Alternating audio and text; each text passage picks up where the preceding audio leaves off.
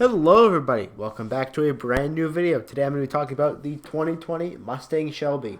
So, I know this Mustang's a little older. Again, we're kind of going back in the ages a little bit. When I say older, I mean it's like not even a year old yet. Um, I'm gonna be comparing this. So, as you probably seen the title of this video, you can get this Mustang equipped, top of the line equipped with like this. It has this thing called the carbon, but it's called the Carbon Performance Package. If you get this Mustang fully equipped, it is $92,000, and you're like, wow, that's a lot of money. Why wouldn't you go buy a Dodge or maybe a Camaro, or maybe even a Corvette? I'm not gonna worry about the Corvette. I'm gonna mainly look at the Dodge Challenger and the Chevy Camaro. Why wouldn't you go buy one of those? They're much cheaper and they're much more worth it, and I'll explain to you why the Ford Mustang 2020 Shelby is so much better, is worth every single dollar more of those $92,000 than both of those cars combined. Here we go. Let's start it up. So, if you come over here to the Ford website, you're just looking at the Shelby. Click over here to build and price. So, the Ford Mustang alone, just the regular Mustang, is a remarkable car. It really is. It's a great car.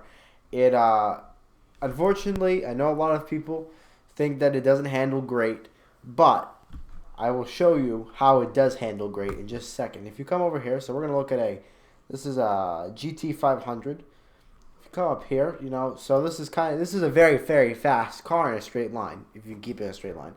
But if you want to make this car exceptional and just above it all you gotta get is this carbon fiber track pack. So this thing is pretty sweet. I believe it comes with a couple little things. The biggest thing they were talking about though was the wing on the back of it. The wing actually is actually pretty dang cool. It has a couple other little features, but the wing apparently has about 550 pounds of downforce that it puts on the back of the Mustang, and it just makes it handle exceptionally well. It's really cool. So there are a couple things they do. So they do wheels. Don't really care about those. They put on new tires. Not a big deal. They do a rear seat delete. So they take out a little bit of weight. That's important. They do carbon fiber instrument panel. It just makes it look cool. Carbon fiber GT wing. That's important. That gives you really good downforce. Apparently also the splitter they put on the front of it. That's a big difference. It really adds a lot. It adds a lot of downforce. They say the big difference between the carbon fiber track pack and the regular one is the amount of downforce and grip that you have in contact with the road. And they say the difference they make with the different wheels, all the extra aero kit makes the car so much better on the track that it will blow any Camaro or Challenger straight out of the water. It is incredible. So it has adjustable strut top mounts. That's cool. It has adjustable. You can adjust the ride height and stuff. It has seats, splitter wickers, wheel locking kit. That doesn't really matter. So we'll also get into some numbers real quick. But if you come up to here, I'm gonna just go over the powertrain real quick.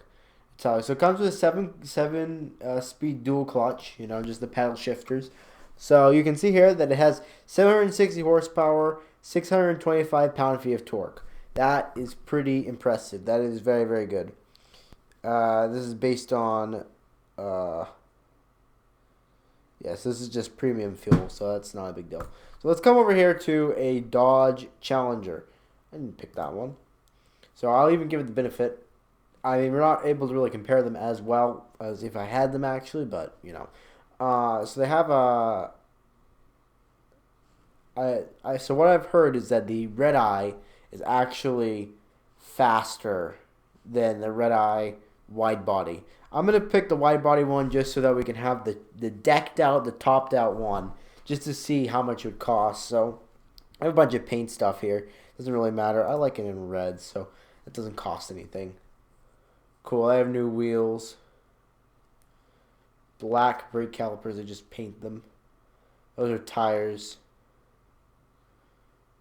All seasons. We'll shove on the performance tires, because I gotta admit the track pack gave it some nice tires. Spoiler doesn't matter. It already has one. That's all extra. seats, sunroof. It has a lot of extra stuff, you know. So here's a rear seat delete. They do actually have that. I didn't know that was possible. It's $1. Gives you rear seat, cargo net, floor mats, a couple other things. Plus package. Doesn't do anything. It's a powertrain here. This is where things gonna come into play. So it tells you here 760 horsepower, 625 pound-feet of torque. Should tell you the power here. Let's go to details. That's transmission. I want the engine. So this is a supercharged V8. Should tell you. Okay, they don't tell you how much power this thing makes. That's like a big thing, you know. I think everybody buys this thing because it has so much power. I may have to look it up. That sucks. Dang. Okay, but that's not the point here. What we can see here though is that so for a decked out Challenger, $72,000.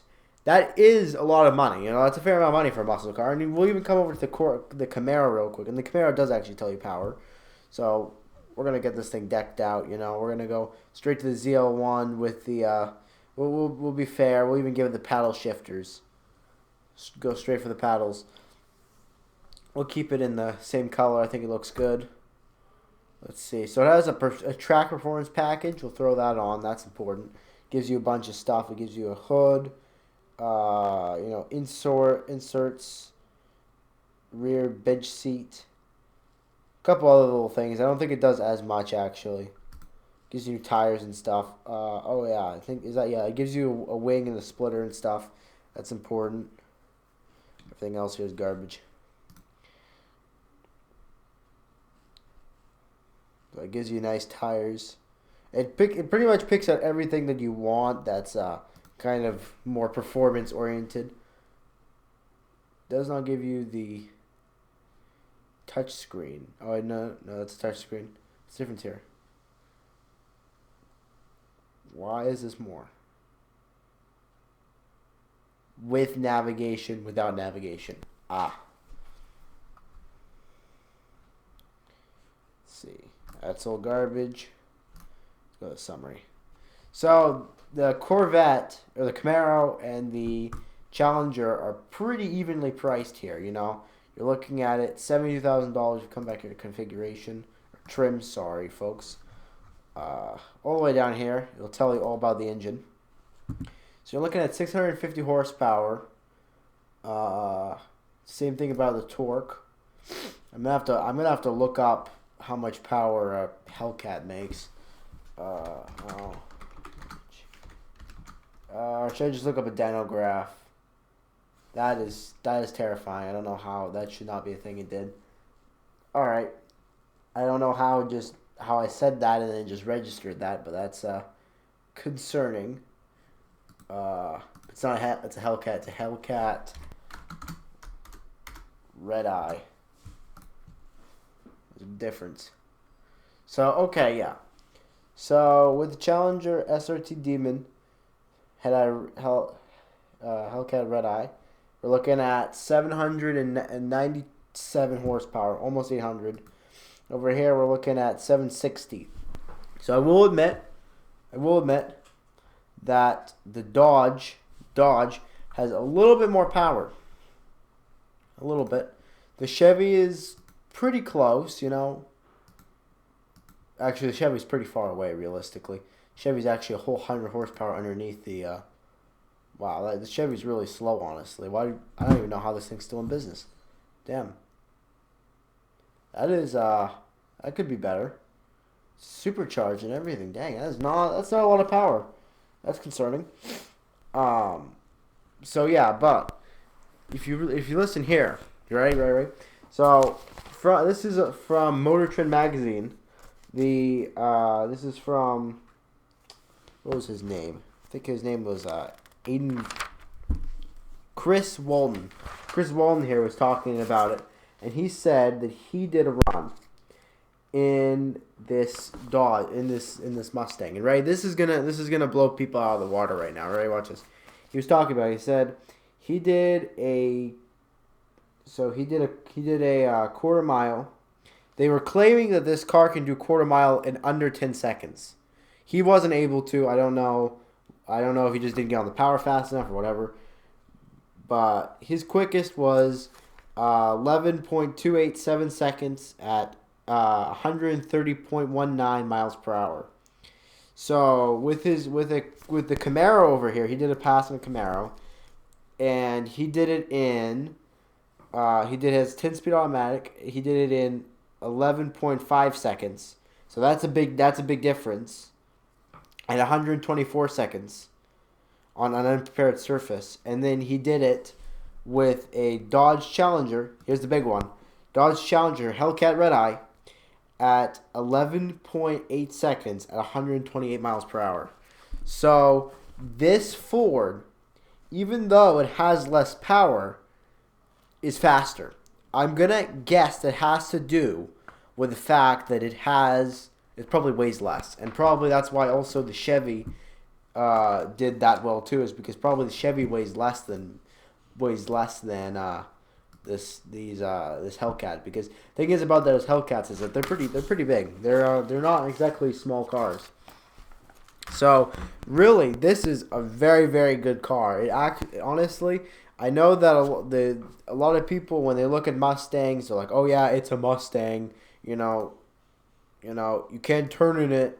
But I think I'm not really a big Mustang fanboy. I would take an old Nissan, like a 240SX or a 240 or 280. Probably a 240Z, something like that, because I think I'm just not a big fan of I'm not exactly a huge fan of muscle cars, but from what I've been reading, this thing has changed up the game. This is a muscle car that not only has power, just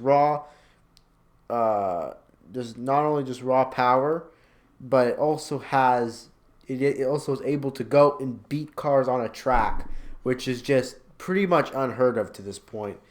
I think this is really an awesome car.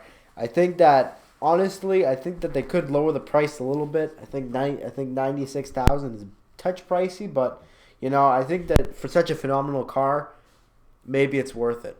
I don't know. Well, that's what I think. Thank you so much for joining me. If you like, dislike, please comment if you have anything you would like to add, anything you think is wrong, any mistakes I made. Make sure to comment those down below. Other than that, everybody, I'll see you in the next video.